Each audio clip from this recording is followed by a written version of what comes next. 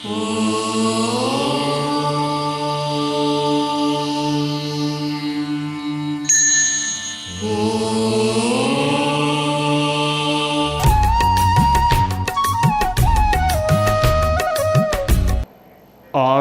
वाङ्मय में कहा गया है,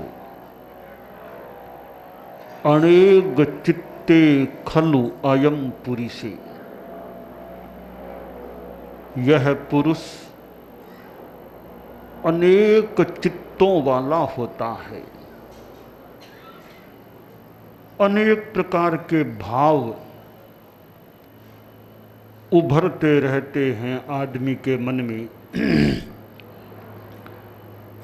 एक महीने में कभी आदमी गुस्से में चला जाता है, कभी शांति में दिखाई देता है, कभी वह अहंकार की भाषा बोल सकता है। विभिन्न भाव उसमें उभर सकते हैं, उभरते हैं। एक भाव है वैराग्य। वैराग्य का भाव आदमी में पुष्ट हो जाता है तो वह आत्म कल्याण की दिशा में आगे बढ़ सकता है। वैराग्य है तो ऊपर का आचार फलवान बन सकता है। वैराग्य विहीन आचार है वह निष्प्राण होता है। आचार्य सोमप्रभ सूरि ने सूक्ति मुक्तावली संस्कृत ग्रंथ में कहा है, नमस्या देवानां चरण वरिवस्या शुभ गुरोस् तपस्या निस्सीम क्लम पदमुपास्या गुणवतां निषद्यारण्येष्यात् करणदम विद्या च शिवदा विरागः क्रूरागः क्षपण निपुणोऽन्तः स्फुरति चेत। आदमी देवों को नमस्कार करता है। अरहत देव दुनिया में स्वर्ग में रहने वाले देव भी होते हैं। जैन दर्शन में, जैन धर्म में 4 गतियां मानी गई हैं, नरक गति, तिर्यंच गति, मनुष्य गति, देव गति। देवता भी इस सृष्टि के प्राणी हैं। जैसे मनुष्य प्राणी है, देवता भी प्राणी हैं। और देवता अनेक प्रकार के होते हैं। ये भूत भी एक प्रकार के देवता होते हैं। देवों के 4 प्रकार बताए गए हैं, भवनपति, वानमंतर, ज्योतिषिक और वैमानिक। ये भूत व्यंतर देव के अंतर्गत आते हैं। यहां जो नमस्कार है, अरहत देवों को नमस्कार संभव लगता है। हमारी दुनिया में अरहत भी मनुष्य होते हैं। अरहत कोई देवता नहीं होते, स्वर्ग वाले, वे भी हम जैसे मनुष्य होते हैं। और हमारी सृष्टि में, दुनिया में कम से कम 20 अरहत देव हमेशा विद्यमान रहते हैं। और ज्यादा से ज्यादा 170 अरहत दुनिया में हो सकते हैं। 20 से कम नहीं, 170 से ज्यादा नहीं। महाविदेह क्षेत्रों में कम से कम 20 और ज्यादा से ज्यादा 160। और भरत, एरावत आदि में भी तीर्थंकर अरहत हों तो 170 उत्कृष्ट हो सकते हैं। अरहत तीर्थंकर होते हैं, वीतराग होते हैं, सर्वज्ञ होते हैं। जैसे भगवान महावीर हुए, वे अरहत थे। ऐसे अरहतों को नमस्कार। अरहंतो मह देवो, अरहत मेरे देव हैं। तो एक आदमी अरहतों को रोज नमस्कार करता है। चरण वरिवस्या शुभ गुरु, गुरु की सेवा करता है, गुरु के पैरों की सेवा करता है। गुरु के जो वृद्ध गुरु हैं 70-80 पार, या पैरों में दर्द है, ऐसे गुरुओं के पैरों की सेवा करता है। सेवा का काम वैयावृत्य है। एक आदमी तपस्या करता है, तपस्या भी कितनी कठोर। निस्सीमक्लम पदम,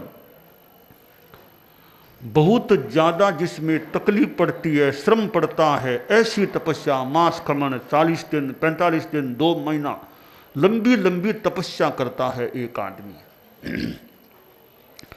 उपास्या गुणवता, एक आदमी गुणवान लोगों की उपासना करता है, उनके पास उठ बैठ रखता है।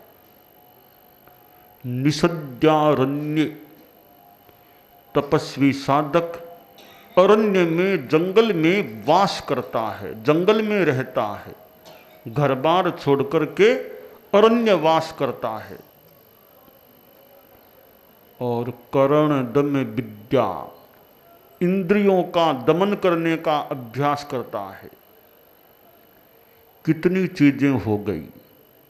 देवों को नमस्कार, गुरु के चरणों की सेवा, कठोर तपस्या, गुणवानों की उपासना, अरण्य में वास, इंद्रिय दमन की विद्या साधना, ये सारी चीजें शिवदा, मोक्ष को देने वाली हो सकती हैं। पर कब होती है? विराग है, क्रूराग क्षपण निपुणंत स्फुरति चेत। भीतर में वैराग्य है। कैसा वैराग्य? जो निष्ठुर अशुभ अपराधों पापों को नष्ट करने में सक्षम है, वैसा वैराग्य भीतर में स्फुरित होता है। तो ये चीजें देवों को नमस्कार आदि शिवदायिनी, कल्याणदायिनी, मोक्षदायिनी बन सकती हैं। आदमी यह सोचे कि मेरे में वैराग्य भाव आया है या नहीं। जरूरी नहीं कि सब कोई साधु बन जाएं।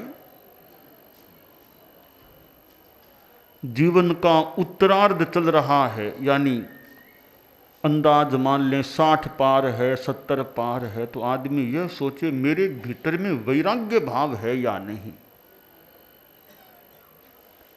पदार्थों के प्रति मेरा आकर्षण ज्यादा तो नहीं है। मेरा मकान, मेरे पास इतनी संपत्ति, मेरा खेत, मेरी फैक्ट्री, या मेरा मेरा मेरा, यह ज्यादा ममत्व भाव तो नहीं है मन में। ममत्व भाव कम होना चाहिए। दायित्व कर्तव्य ठीक आदमी निभाता है, पर ज्यादा मोह, पैसों के प्रति ज्यादा आकर्षण, पदार्थों के प्रति ज्यादा आकर्षण, मोह भाव कम होना चाहिए। यह मोह का भाव है, यह संसार की ओर ले जाने वाला है, जन्म मरण की परंपरा को पोषण देने वाला है। और मोक्ष की ओर जाना है तो हमें निर्मोह का भाव पुष्ट करना चाहिए। हमारे एक संत हुए थे मुनि श्री गुलाब चंद जी स्वामी, उनका वो उपनाम लगता था निर्मोही। मुनि श्री गुलाब चंद जी निर्मोही। और मैं अभी बागडोगरा में एक घर में गया तो मुझे बताया कि वो यहाँ ठहरे, यहाँ आए थे मुनि श्री गुलाब चंद जी स्वामी। एक घर में मैं गया था, यात्राएं उन्होंने यात्रा भी की थी, तो उनके नाम के साथ में वो उपनाम लगता था निर्मोही। निर्मोही तो निर्मोही आदमी, राजा मोहजीत की बात भी आती है। तो निर्मोही हम बनने का प्रयास करें। मोह केवल वो ममत्व भाव ही नहीं है, गुस्सा भी मोह का अंग है, अहंकार भी मोह का अंग है, माया भी मोह का अंग है, लोभ भी मोह का अंग है। ये मोहनीय कर्म 8 कर्मों में आता है। वो 8 कर्मों का राजा मोहनीय कर्म है, कर्मों का सरदार मोहनीय कर्म है। एक मोहनीय कर्म ही पाप लगाने का जिम्मेवार है, और कोई भी कर्म आत्मा के पाप नहीं लगा सकता। मुख्य जिम्मेवार है मोहनीय कर्म है। इस मोहनीय कर्म को पतला करने का हम प्रयास करें। आदमी में कभी कभी तात्कालिक वैराग्य आता है। जैसे कोई स्मशान में गया, वहाँ देखा तो एक बार मोह का भाव कमरे, संसार का यह हाल है, मुझे तो साधना करनी है। वो एक बार वैराग्य आ गया, बाद में घर आ गया, काम धंधे में लग गया, फिर वो वैराग्य कम हो गया। उसे आम भाषा में कहा गया मुसानिया वैराग। एक बार आता है फिर वह उतर जाता है। तो मुसानिया वैराग थोड़ी देर का हो सकता है, जितना आए उतना अच्छा है। तो स्थायी वैराग्य आ जाए वो खास बात है। परम पूज्य गुरुदेव तुलसी जीवन के 12वें बरस में संत बन गए, छोटे से बैरागी बन गए थे। परम पूज्य कालूगणी का सान्निध्य मिला, उनके चरणों में उपस्थित हो गए और परिषद के बीच संभवतः त्याग भी ले लिया, व्यापार करने का जो भी, बाद में साधु भी बन गए। आचार्य महाप्रज्ञ जी हमारे 10वें गुरु जीवन के 11वें बरस में ही संत बन गए थे। वे भी परम पूज्य कालूगणी की सन्निधि में पहुँचे और दीक्षित हो गए। अर्थात लघु वय में वैराग्य का भाव की बात। बचपन में छोटी अवस्था में साधुपन आ जाना, 50 वर्षों से पहले पहले साधुपन आ जाए, पुरुषों को खास करके, बाइयों को 45 वर्ष से पहले पहले दीक्षित होने का मौका मिल जाए, बहुत अच्छी बात। हालांकि साधुता वृद्धावस्था में भी आ सकती है, कोई नहीं आ सकती यह बात नहीं है, पर बचपन में छोटी अवस्था में जो साधुपन लेने का महत्व है, ज्यों की त्यों धर दीन चदरिया। बचपन में साधु बन गया, 11 वर्ष में, 12 वर्ष में, 9 वर्ष में, 13 वर्ष में, और जिंदगी भर लंबे काल तक अपनी साधना की, उसका अपना महत्व है। एक संसार में रह गए, संसार को देख लिया, 80-70 आ गए, बाद में साधु बने, वो भी पूज्य है। 80 वर्ष का भी कोई साधु बने वो भी पूज्य, वो भी साधुवाद का पात्र है। पर उस 80 वर्ष वाले के लिए पहले दीक्षित 9 वर्ष का साधु भी वंदनीय होगा। वो 80 वर्ष का है, एक 9 वर्ष का पहले दीक्षित हो गया, तो पहले दीक्षित हुआ बाल मुनि 9 वर्ष का भी 80 वर्ष के मुनि के लिए वंदनीय पूजनीय होगा। तो जामा तिन्नी बियाहिया, तीनों अवस्थाओं में दीक्षा हो सकती है, आ सकती है, बचपन में, जवानी में, बुढ़ापे में। पर बचपन, छोटी अवस्था की दीक्षा, 3 एज जो है 11, 12, 13, 14, 9, 10, इस छोटी अवस्था में दीक्षा का आना है, जिंदगी भर पालन कर लेना, वह अपने आप में विशेष महत्वपूर्ण बात हो जाती है। तो साधु बनने का मौका मिले तो बहुत ही बढ़िया बात, साधु बनने का मौका न मिले तो अपने घर में रहकर भी साधना को आगे बढ़ाने का प्रयास करें। जितना त्याग की दिशा में प्रयाण हो सके। त्याग से आत्मा का पोषण होता है और भोग से आत्मा का शोषण होता है। त्याग धर्म है और वैराग्य के साथ त्याग होता है।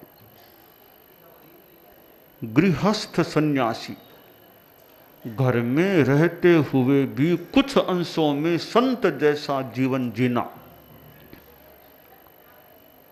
वह भी अच्छी बात है। घर में रहते हुए भी साधना चल रही है। आदमी को उम्र 70-75 के पार की आ जाए, फिर अपना ज्यादा रुझान साधना का रहे। बस अब सामायिक स्वाध्याय, साधु साधियों की सेवा, उपवास, एकासन आदि जो कर सके, रात्रि भोजन का त्याग जितना कर सके और श्रावक के 12 व्रतों को जितना कसकर ग्रहण कर सके, इसमें ध्यान दिया जाए। क्योंकि ये जीवन का वृद्धावस्था का समय है। इसमें वैराग्य भाव पुष्ट रहे और साधना अच्छी चले, तो वह अगली गति की दृष्टि से, आत्मा के कल्याण की दृष्टि से बहुत उपयोगी बात होती है। आचार्य भिक्षु जवानी में दीक्षित हो गए थे, शादी की हुई थी, विवाहित थे, संतान भी हुई। युवा अवस्था में वे संत बन गए थे, संसार का त्याग कर दिया था। और वैसे दंपति दोनों की सजोड़े दीक्षा लेने की भावना कि दोनों साथ में दीक्षा लेंगे, सजोड़े दीक्षा लेने वाले बहुत कम लोग मिलते हैं। थोड़े कोई कोई जोड़े होते हैं साथ में दीक्षा ले लेते हैं जवानी की अवस्था में, कोई कोई तो होते हैं, कई कई हमारे धर्मसंघ में हुए हैं सजोड़े दीक्षा लेने वाले। तो युवा अवस्था में यह संसार को त्यागने की भावना, तो सजोड़े दीक्षा की भावना थी, तपस्या शुरू कर दी, परंतु दोनों का साथ दीक्षित होने का योग नहीं था। सहधर्मिणी का पहले ही वियोग हो गया। बाद में अकेले रहे, यानी दंपति में एक रह गए। तो परमाराध्य आचार्य भिक्षु गृहस्थावस्था में थे। जवानी की अवस्था में यह संतता का पथ स्वीकार कर लिया। जवानी में संन्यास यानी घर को छोड़ना, संत बन जाना, वह भी विशेष बात है। जब शरीर सक्षम होता है फिर त्याग कर देना, तो साधु में तो वैराग्य भाव होना ही चाहिए। पर गृहस्थ भी साधु न बन सके तो ठीक है, वैराग्य भाव को लाए तो साधु इस जन्म में न बन सके, अगर साधु बनने की भावना है तो संभव है अगले जन्मों में आपको साधु बनने का मौका मिल जाएगा। यहां नहीं तो वहां, यहां नहीं तो वहां। अगर यहां मौका नहीं मिला, आपके मन में भावना है साधु बनने की, वैराग्य है, तो आपको अगले जन्मों में कहीं साधु बनने का मौका मिल जाएगा, ऐसा प्रतीत होता है। तो वैराग्य भाव होना चाहिए। साधु बनने का मौका यहां इस जन्म में मिले चाहे न मिले। और यह भी भावना की अंतिम समय आए, 90, 95, 100 जितने भी वर्ष आए, अंतिम समय आए तो समाधि की अवस्था में, अनशन की अवस्था में, खाते खाते नहीं, पीते पीते नहीं, एकदम साधना, संथारा, संलेखना की अवस्था में अंतिम श्वास आई। आचार्य भिक्षु ने अनशन ग्रहण किया था सिरियारी में अंतिम चतुर्मास, और उन्होंने संथारा स्वीकार कर लिया। सचेतन अवस्था में संथारा स्वीकार करना वो खास बात है। तो यह वैराग्य भाव हम सब में पुष्ट बने, यह काम्य है।